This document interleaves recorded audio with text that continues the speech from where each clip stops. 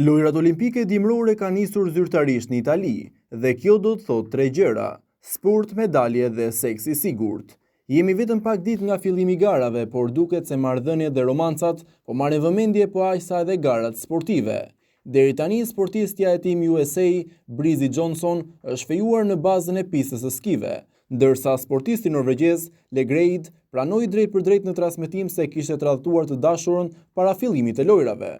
Ndërkohë raportohet se u deshën vetëm 3 ditë që lojrat olimpike të mbeteshin plotësisht pa prezervativ falas, duke detyruar organizatorët të përpiqen të sigurojnë furnizime të reja për sportistët.